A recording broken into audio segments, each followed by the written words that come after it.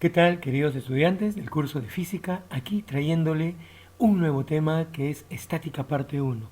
Explícitamente veremos lo que es el análisis del diagrama del cuerpo libre o análisis de fuerzas o diagrama de fuerzas. Quien te habla es el profesor Miguel Ángel Melgarejo Padilla, quien llevará a cabo la exposición de este tema. Aprendamos a ser como la vela, brillemos y brillemos, aun cuando eso nos cueste nuestra propia existencia. Bien, iniciamos el tema de estática parte uno. Sí, estática, vamos a iniciar viendo lo que es la estática. Sé que es una parte de la mecánica, es lo que siempre les voy a decir, y la mecánica es una parte de la física. ¿Sí?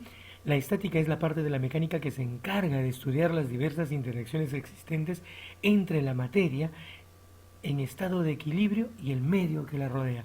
La materia es un cuerpo o sistema material, ¿no? Tiene masa.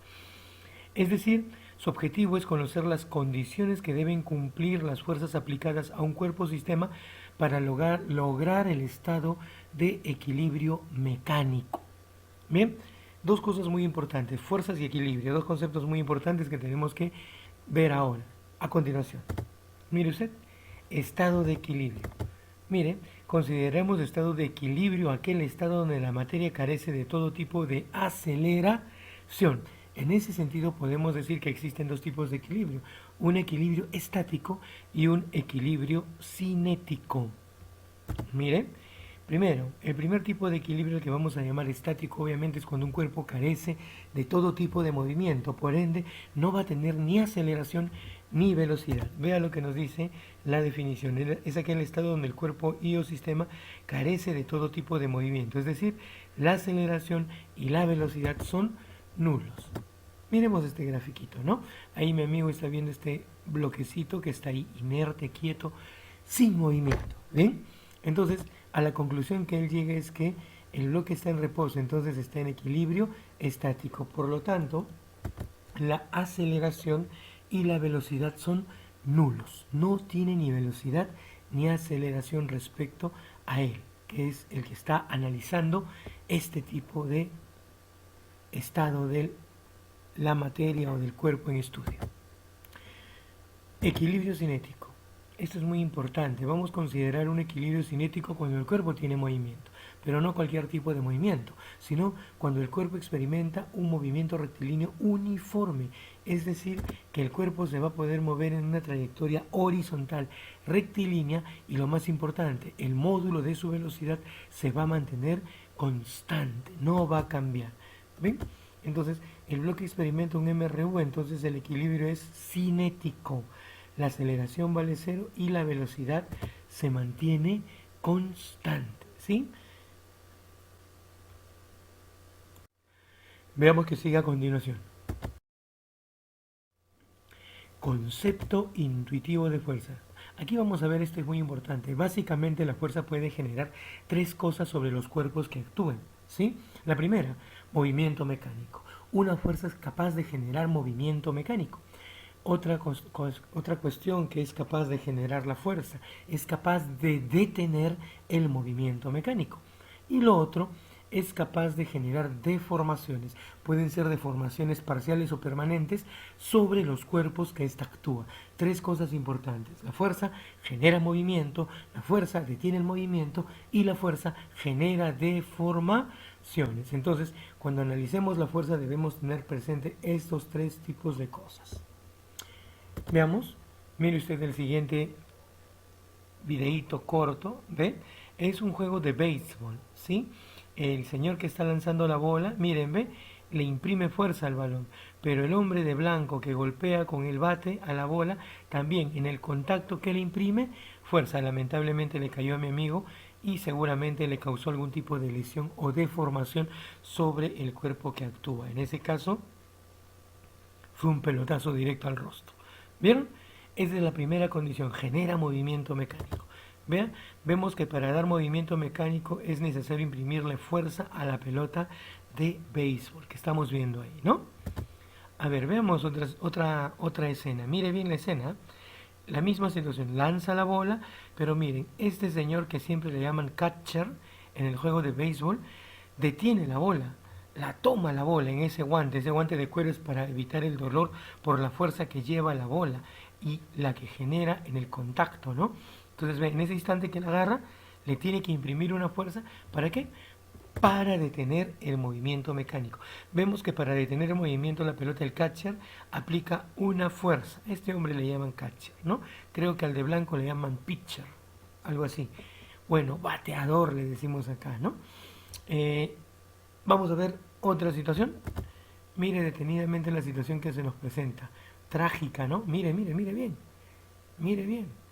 El cuerpo, los autos tienen movimiento, impactan y se transmiten fuerza mutuamente. Entonces, esas fuerzas que se están transmitiendo mutuamente les están generando deformaciones. Obviamente me parece que ese tipo de deformaciones serán permanentes. ¿Ve usted? Aquí apreciamos que la fuerza debido al impacto va a generar deformaciones sobre los cuerpos que actúan. ¿Ven? 3 ejemplos puntuales de la vida real, cómo la fuerza puede generar movimiento mecánico, puede detener el movimiento mecánico o generar deformaciones sobre los cuerpos que actúan. ¿Bien? Vamos a continuar con esta situación. Miren lo que me dicen aquí. Dice, la fuerza es de una magnitud del tipo vectorial, es decir, voy a necesitar un módulo de dirección o un sentido y conocer cómo se aplica una línea de acción, ¿no? Dice, la fuerza es una magnitud del tipo vectorial que se manifiesta de diversas maneras y se representa por un vector dependiendo la forma de interacción y cómo ésta se presenta. Podemos tener varios tipos de fuerzas, dice acá. Por contacto, por ejemplo, la que hemos visto en estos 2 ejemplos, cuando el señor lanza o él batea o él atrapa la bola, son fuerzas por contacto. Bien, como las vistas en los ejemplos gráficos que acabamos de ver justamente, fuerzas a distancia, con la manifestación de los campos gravitatorios, por ejemplo, ¿no? Una fuerza a distancia es una manifestación de un campo gravitatorio, lo que llamamos peso, ¿no? El campo electrostático, las fuerzas de Coulomb, el campo magnético, las fuerzas de naturaleza magnética, ¿no?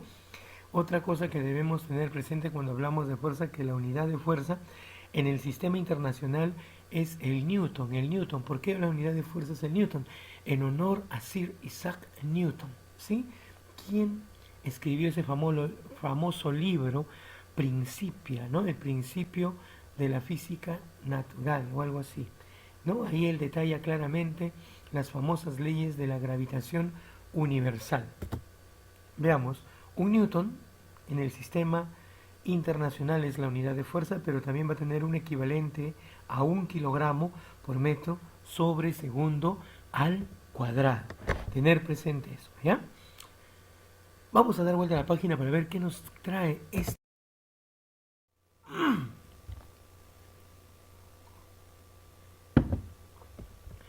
Primera ley de Newton. Vea usted, dice, también conocida como ley de inercia, ¿sí? Establece que, ¿qué es lo que establece? Todo cuerpo en estado de equilibrio, estático o cinético. Ya hemos visto a qué llamamos equilibrio, ¿no? Conservará su estado inicial de reposo o movimiento, conservará su estado inicial de equilibrio, sino que acá, para que se entienda, reposo o movimiento, a no ser que sobre él actúe un agente extraño, externo también podemos decir, o sea, una fuerza, que sea capaz de sacarlo de dicho estado de reposo o de movimiento. Aquí voy a plantear un ejemplo muy bonito. Mire usted el siguiente videito. ¿Ven? Mire, mire, mire, mire, mire. Este hombre tiene un mantel, encima hay un menaje, ¿no? Platos, floreros. Jala el mantel y lo coloca en la otra mesa.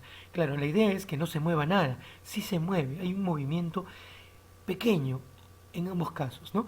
Eso se debe a que hay rozamiento, hay fricción sobre esas superficies, pero es un típico ejemplo de esa famosa ley de inercia. Quien se mueve es el mantel, el menaje no, por lo tanto quien sufre el cambio de posición es el mantel, más no el menaje. Profe, pero se está moviendo, vuelvo a decirte, es por la presencia de fricción. Esto tendría que ser en una situación bastante idealizada para poder comprobarlo, ¿no? Pero sí se aprecia el criterio de la primera ley de Newton. Veamos, mira lo que nos dice. En el gráfico vemos que el menaje permanece en su estado de reposo porque la fuerza fue aplicada al mantel, más no al florero ni a las tacitas, ¿no? Claro, se desplaza apreciablemente una pequeña distancia, pero de ahí queda quieta. ¿Ven? Vamos a ver qué sigue. Mire, mire, mire. Nos vamos de la primera a la tercera. Profe, ¿se salteó? No, la segunda ley de Newton la vamos a estudiar cuando tengamos sistemas acelerados, o sea, cuando no hay equilibrio en el análisis de las fuerzas que hagamos. En este caso vamos a ver la tercera ley de Newton. ¿Ven? ¿Qué me dice la tercera ley de Newton? Veamos, conocida también como principio de acción y reacción. Dice, establece que si aplicamos una fuerza a un cuerpo o sistema, la llamaremos fuerza de acción, este cuerpo o sistema sobre el cual aplicamos la fuerza dice que nos devolverá la misma fuerza con la misma intensidad, pero con la dirección contraria. Fuerza de reacción. Veamos un ejemplito. Mire usted. Sí. Es el famoso impulso crawl, el estilo crawl. Mire lo que está haciendo la nadadora. Ahí se aproxima a la pared, gira y patea la pared. Al patear la pared, la nadadora le aplica una fuerza de acción a la pared. La pared le va a devolver esa misma fuerza con la misma dirección, pero en sentido contrario. Y esa fuerza le vamos a llamar fuerza de reacción.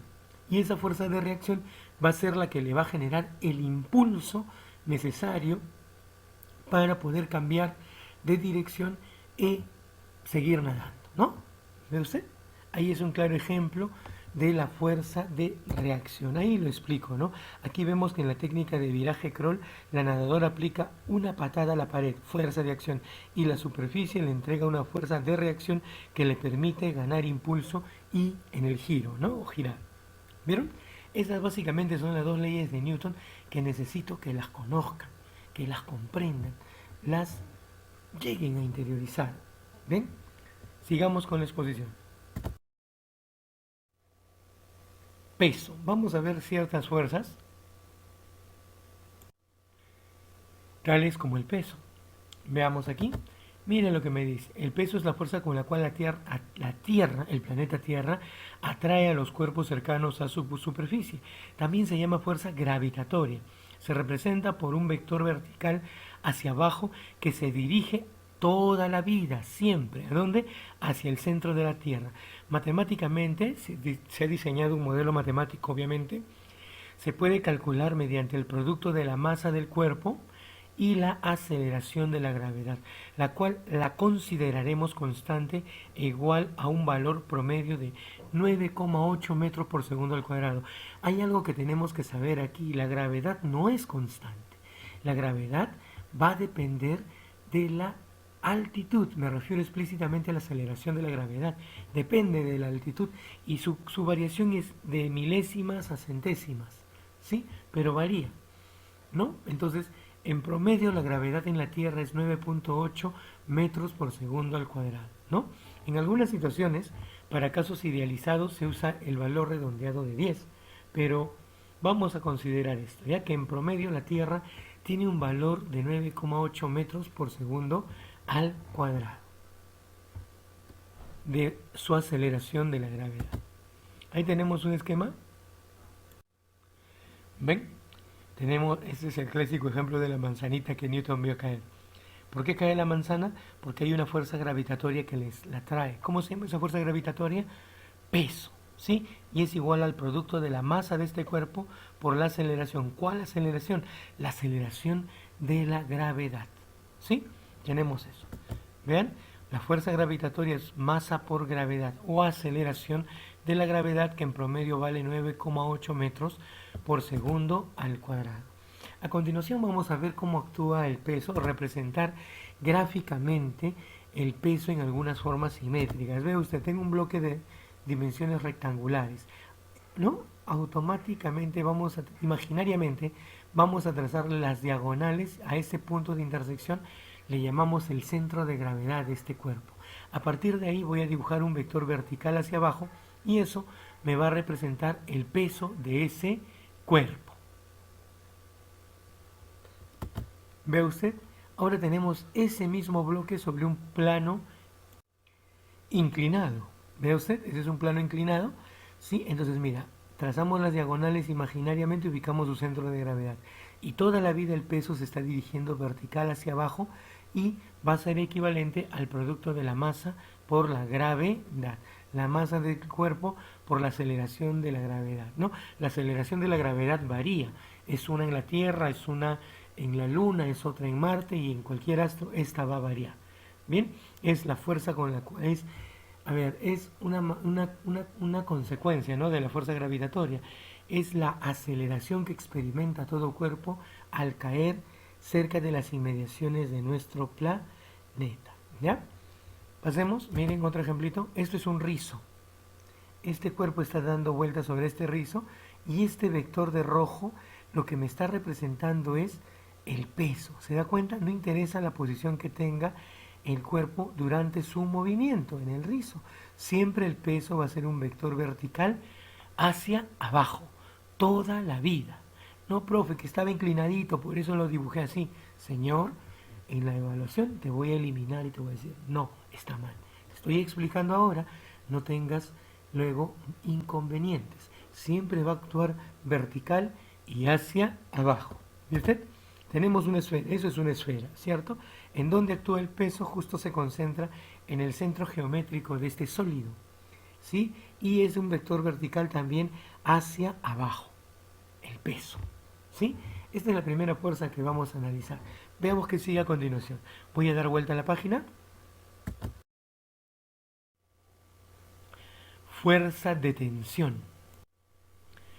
Bien, mira lo que nos dice. Dice, es una fuerza interna que se presenta en elementos de sujeción tales como hilos, cuerdas, sogas, cadenas, etc., cuando son estirados, manifestándose como una resistencia al ser estirados. Es una fuerza interna. ¿Qué quiere decir? Que internamente, cuando yo trato de deformar, estirar un cuerpo, las moléculas que mantienen unidas a este cuerpo material van a presentar fuerzas de interacción, de atracción molecular, ¿no? Entonces, estas moléculas, dependiendo del tipo de material, esas fuerzas de atracción molecular en el material van a ser débiles, fuertes o bastante fuertes. Por ejemplo, en un hilo cualquiera, común y corriente, ese que usamos para coser a veces o enmendar las ropitas, yo lo arranco con facilidad. La tensión es muy débil, pero mira, en un nylon, tú tratas de o el famoso pabilo, trata de romper o ¿no? apretarle una fuerza a los extremos de un pabilo, te va a lastimar la mano. Y el nylon peor. ¿Por qué? Porque las fuerzas de interacción molecular son mucho más grandes en ese tipo de material, ¿no? Y tratan de mantener cohesionado a ese material. Veamos. Mire aquí, ahí tengo dos amigos que están jugando el famoso juego de estirar las soguitas, ¿no? Ellos están estirando las soguitas. Veamos, entonces ahí, al estirarse esa soga, esta soguita se va a estirar. ¿Por qué? Porque cada uno de mis amigos está aplicándole fuerzas contrarias, ¿no? O sea, está tratando de estirarla. Entonces, internamente, interiormente, si se puede decir, a nivel interno, se va a manifestar la famosa fuerza de tensión. Para ver el análisis, lo que vamos a hacer es hacer un corte imaginario, ¿sí? Mire previamente lo que me dice, la cuerda está siendo estirada e internamente las moléculas generan un aumento de sus fuerzas de cohesión para evitar ser estiradas o de repente separadas. ¿Ven? Miren aquí, hago un corte imaginario, ¿sí? Y miren lo que sucede internamente. Hay fuerzas que se están oponiendo a estas fuerzas F deformadoras y se presentan así, ¿no? Internamente, no es T, sino es un conjunto de fuerzas y él es la resultante de esas fuerzas pequeñitas. Estas son las resultantes. A esas fuerzas nosotros le vamos a llamar fuerza de tensión, ¿sí? Y se manifiesta siempre en sentido contrario a la fuerza que le trata de deformar a ese elemento de sujeción. En este caso es esa soga. ¿Vio usted? ¿Sí? Entonces, veamos, profesor, ¿y hay otro tipo de fuerza? Sí, préstame atención. Fuerza elástica. Esta soga no se estira, pero existen cuerpos que sí. Uno de ellos es el famoso resorte. Los resortes sí se estiran. Mira aquí, dice aquí. Es aquella que surge en el interior de los resortes cuando estos son estirados o comprimidos. Esta fuerza se manifiesta como una oposición a la que una oposición del resorte a ser deformado. Al igual que la fuerza de tensión, para representarlo se debe tener en cuenta un corte imaginario, ¿sí?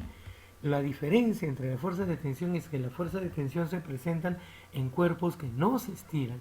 En cambio, la fuerza elástica en un resorte son en cuerpos que se estiran y regresan a su forma inicial antes de ser deformados y tienen una posición de equilibrio, ¿ya? Por ejemplo, los resortes, las ligas, los elásticos. Hablamos de un límite de fluencia. Un resorte no se puede deformar permanentemente hasta el infinito. Hay una longitud límite a la que este resorte puede ser deformado. Cuando sobrepasamos este límite, decimos que hemos vencido su límite de fluencia, es decir, el resorte se malogró, ya no regresa a su posición inicial. Seguramente alguno de ustedes ha experimentado eso con los resortes que vienen en los lapiceros, ¿no? Yo solía malograr lapiceros así. Bueno, las ligas, por ejemplo, ¿no? Tú estiras y llega un momento que la liga se rompe. Venciste su límite de fluencia, las moléculas se separaron y ya no volvió a ser el mismo. Esto lo estudió Robert Hooke, un hombre de física y matemáticas, que establece la famosa ley de Hooke. No la voy a tocar ahora para no complicarlos. Ya cuando entremos en el análisis de las famosas los estados de equilibrio analítico y geométrico, vamos a ver algunas situaciones ya de índole aplicativa, como las matemáticas, ¿no? La ley de cosenos, la ley de Hooke, la famosa ley de senos o el teorema de Lamy. Pero por ahora, nuestra concentración es el estudio de las manifestaciones de este tipo de fuerzas con el único propósito para que tú tengas la idea cómo se manifiestan y podamos tenerlas presentes a la hora de hacer nuestro diagrama del cuerpo libre. Mira la pantalla. Mira, un resorte se está estirando, él es su posición de equilibrio. Llega a cierta posición y se contrae. ¿Ven? Pero ves esa flechita, mira, cuando se comprime, esta es la fuerza elástica. Cuando se estira, esa es la fuerza elástica. A ver, vamos a ver, ahí está comprimiéndose, ahora se está estirando. Y podemos decir que hay una fuerza que va de izquierda a derecha cuando se estira, ahí hay una fuerza que lo estira, pero la fuerza elástica actúa en sentido contrario.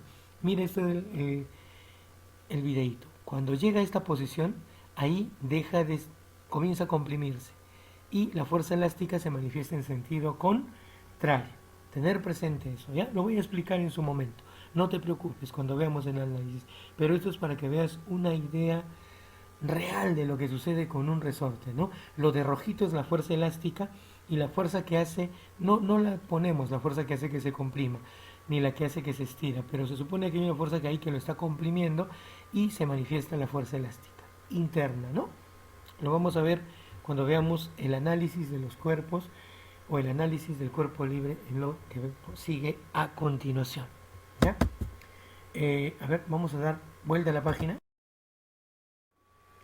Diagrama del cuerpo libre. El diagrama del cuerpo libre es un procedimiento gráfico que nos va a ayudar ¿a qué? A representar gráficamente todas las fuerzas que actúan sobre un cuerpo o sistema. Profe, fácil dibujo. No, tenemos que seguir un procedimiento. Sí, y ese procedimiento está en base a lo que hemos visto hasta ahora en estas definiciones. Profe, no anoté, no te preocupes, tienes el video. Y lo bueno del video es que puedes adelantar y retroceder para poder verlo, ¿no? A ver, presta atención. Dice, es un procedimiento gráfico por el cual se representa todas las fuerzas que actúan sobre un cuerpo o sistema. Para poder hacer un diagrama del cuerpo libre, DSL, se tiene que seguir los siguientes pasos. Diagrama del cuerpo libre, forma abreviada, DCL. Vea usted, paso A. En virtud de que todo cuerpo posee masa, se grafica el peso. Todo cuerpo material tiene masa, por lo tanto tendrá peso, ¿sí? Graficamos, primer paso, el peso, ¿no? Punto 2. Dice, si el cuerpo o sistema en estudio está apoyado sobre una superficie de contacto, si un cuerpo está apoyado sobre superficie de contacto, aplicamos la tercera ley de Newton bueno, aplicando la tercera ley de Newton, se graficará la fuerza de reacción, no la de acción. Mucho cuidado, la fuerza de reacción, pero para ello tenemos que aplicar la tercera ley de Newton en el análisis, ¿ya? Si el cuerpo sistema en estudio está sujeto a cualquier elemento de sujeción, se graficará la fuerza de tensión previo corte imaginario de la cuerda o elemento de sujeción. Bien, graficaremos la tensión siempre y cuando haya elementos de sujeción presentes en el sistema o sobre el cuerpo que estemos analizando. Bien, cuarto punto.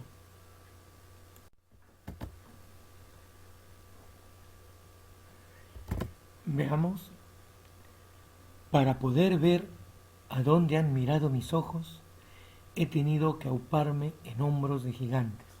Esta es una frase, esta es una frase a la cual Isaac Newton se refería a dos hombres, ¿no? Galileo Galilei y Copérnico, me parece, sobre los cuales, o sus estudios, él los retomó para plantear la famosa ley de la gravitación universal.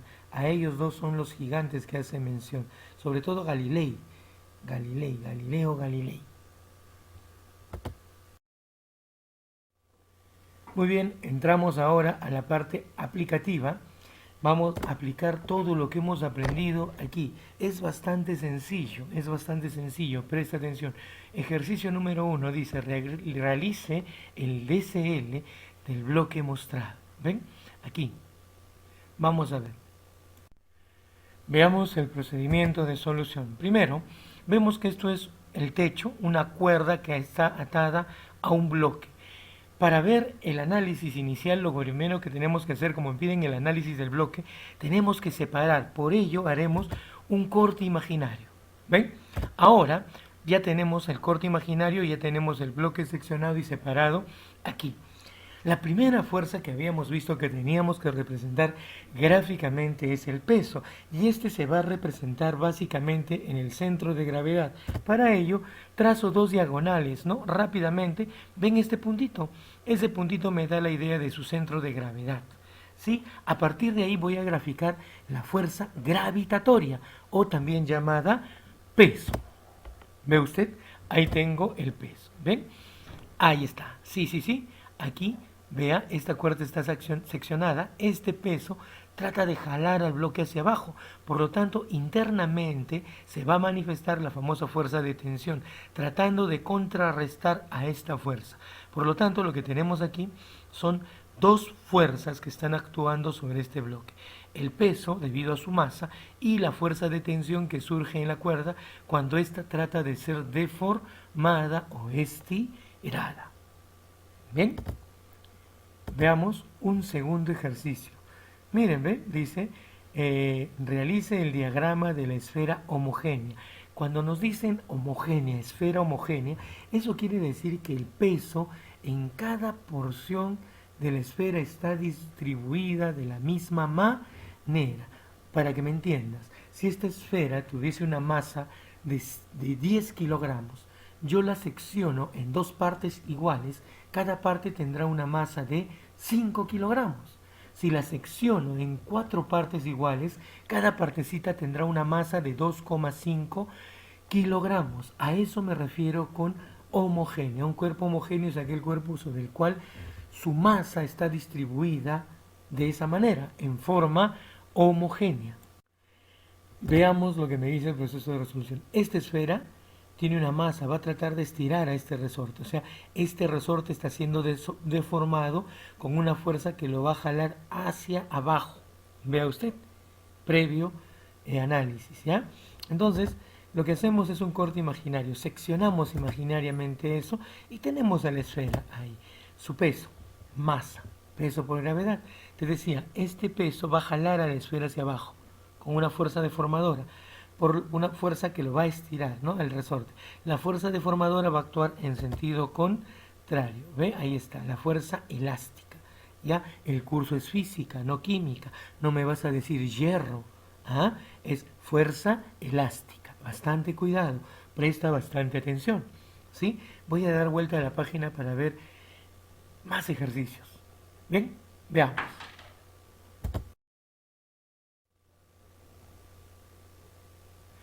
Ejercicio número 3. ¿Sí? ¿Qué me dice? Allá. Realice el diagrama del cuerpo libre de la esfera homogénea. Es una esfera que está empotrada entre un plano horizontal y un plano inclinado. ¿Sí? Lo primero que debo de hacer, no voy a hacer cortes, ya no voy a hacer cortes imaginarios, porque no hay cuerdas ni resortes. Vamos a sacar el esquema. Aquí está la esfera. Esta línea punteada de azul es esta línea de esta superficie. ¿Sí? Este es el punto de tangencia con esta línea oblicua, que es esta pared inclinada. Esta es la superficie horizontal. Esta línea es esta de acá, ¿no? Para no estar dibujando todo. Y este es el punto de tangencia. ¿Sí? Por sus conocimientos previos de geometría, hay una forma rápida de encontrar el centro de esta esfera. En ese punto de tangencia yo voy a trazar líneas perpendiculares y donde se intersectan dichas perpendiculares será el centro exacto de esa esfera. ¿Ven? Mire, trazo una línea perpendicular en el punto de tangencia. Línea tangente, punto perpendicular. Ahora, en este punto de tangencia hago lo propio. Vea usted, ¿vio? Ahí se intersectaron. Ahí apareció ese punto. Ese es el centro geométrico de esa esfera. Es un saber previo del curso de geometría, ¿no? De aquí recuerdo a mi gran amigo, el Tigre Bejarano, ¿no? Te mando un saludo, Tigre. De repente tienes la oportunidad de ver mis videos y sí, te voy a hacer llegar el enlace a través de esta ventana del ciberespacio. Te mando mi saludo y reconocimiento, maestro de maestros, ¿no? Perteneciente a esa generación de oro de los profesores académicos, ¿no? La generación de oro. Un saludo, amigo José Bejarano. Seguimos con la clase, seguimos con la clase. Ahora, una vez encontrado el centro geométrico de este cuerpito, lo que vamos a hacer es trazar un vector vertical hacia abajo. Vea usted, ahí está. No necesariamente es del punto hacia abajo, puede ser así como lo he trazado. Vea usted, la cosa es que ese vector debe actuar en el punto de gravedad o centro de gravedad vertical hacia abajo. Profesor, ¿es necesario hacerlo así? Sí, es necesario. Uso de reglas y escuadras, lapiceros de colores. Eso es importante. Cuando revise las tareas, ¿sí? Y sí que las reviso, yo voy a poner las notas en virtud a cuánto me han utilizado sus reglas, sus lapiceros de colores, han sabido transportar esto, porque es la parte más esencial del análisis de fuerzas. Y esto de aquí no solamente nos va a servir para el curso o la parte de estática, la vamos a utilizar durante todo lo que viene en el curso de física. Bien, continuemos. Teniendo ya el punto tenemos dos superficies de contacto. Ve acá, esta pared superior y esta pared inferior. Superficies de contacto. El análisis no hay cuerdas, por lo tanto no voy a trazar tensiones. No hay resortes, por lo tanto no voy a trazar fuerzas elásticas. Pero hay superficies de contacto. Por lo tanto eso debe hacerme recordar que aquí debo de aplicar el principio de acción y reacción. Y graficar única y exclusivamente las reacciones. Vea usted. Mire qué. ¿Por qué? Mire aquí. Esa esfera con su peso está aplicando una fuerza en este punto de tangencia a esta superficie horizontal. Por lo tanto, la superficie horizontal va a reaccionar y le va a devolver esa misma fuerza en sentido contrario.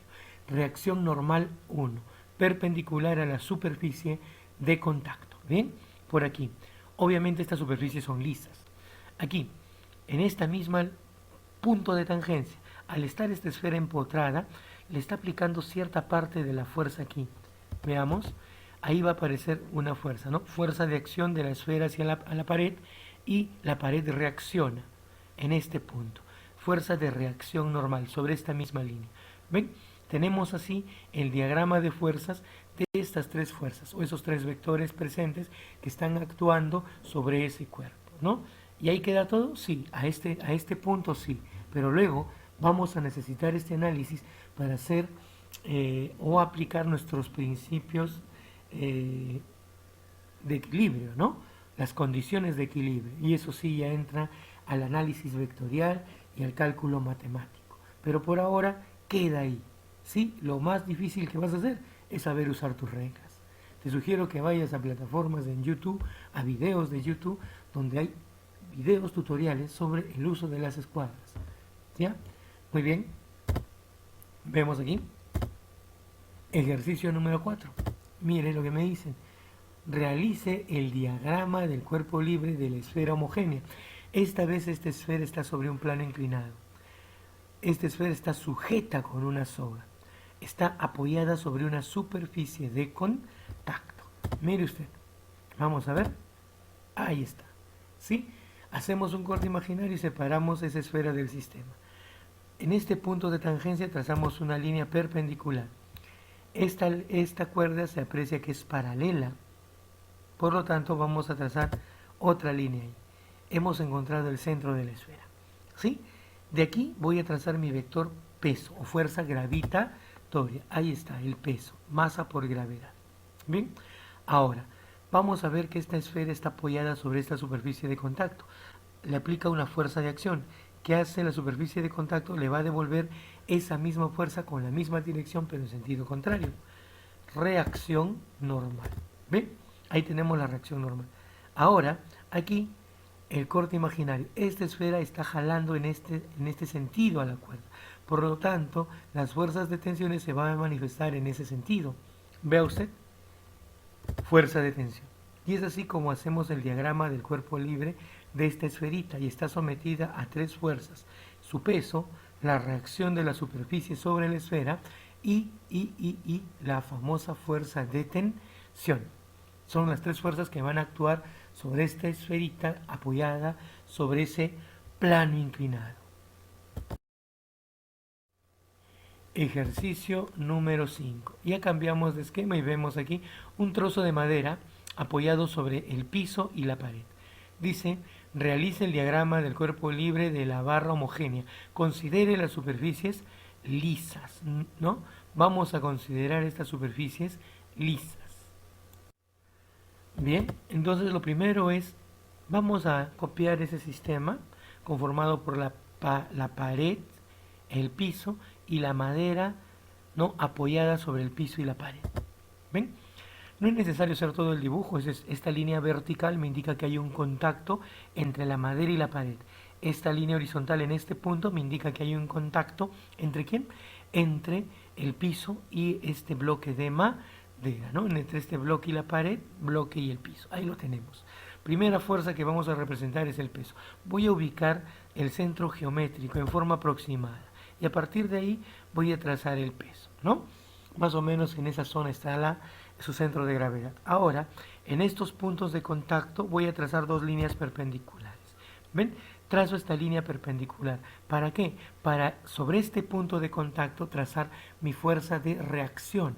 Mira, esta madera al apoyarse sobre esta pared, ve acá, sobre esta pared, le está aplicando cierta fuerza, ¿cierto? Entonces esta pared va a reaccionar y le va a devolver esa misma fuerza con la misma dirección, pero en sentido contrario.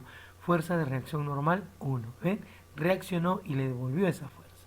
Lo propio pasa con el piso. Miren, debido al peso, este bloque de madera está aplicándole cierta fuerza. ¿Qué va a hacer el piso?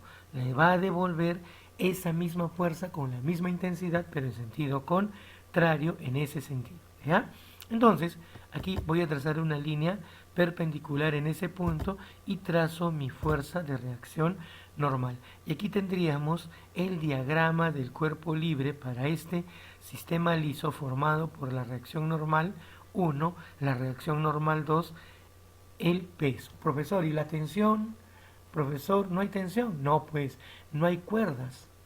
Si no hay cuerdas, no hay tensiones, ¿sí? No es obligatorio, no es, no es que siempre van a estar presentes esas fuerzas. Depende del tipo de sistema que estemos analizando, ¿ya? Sigamos. Ejercicio número 6. Veamos. Muy bien, aquí tenemos esta misma cuerda, también, pero esta vez está empotrada, atascada entre dos paredes. Ahí está este bloque de madera, ¿ven? No hay cuerdas, no hay resortes. Entonces, aislamos esto del sistema en una forma interesante. La primera fuerza que debo graficar es su peso. Aproximó su centro de gravedad y a partir de ahí va a estar la fuerza gravitatoria o también llamada peso, ¿no? Entonces ya tengo el peso de esta barra de madera. punto de contacto, punto de contacto, principio de acción y reacción. Vamos a ubicar en este punto y en este punto, mire aquí, una línea perpendicular a la superficie de contacto. En este punto, este bloque de madera le está aplicando cierta fuerza en ese sentido. ¿Qué hace la pared? A esta madera le va a devolver esa misma fuerza, pero en sentido contrario. Vea usted, ahí está. Esta es la famosa fuerza de reacción normal 1, que le está devolviendo. Lo mismo va a pasar aquí. De alguna manera, el bloque de madera a la pared le está aplicando cierta fuerza en ese sentido. ¿Qué hace la pared? Vamos a trazar la línea horizontal en ese punto de tangencia perpendiculares, perdón, la perpendicular a la pared en este punto. Entonces, en este punto, ¿qué va a suceder? Principio, fuerza de acción, reacción. Ahí está. ¿Sí? Ya tenemos la fuerza de reacción normal 2 para este sistema. Bien, demos la vuelta a la página para ver qué es lo que continúa.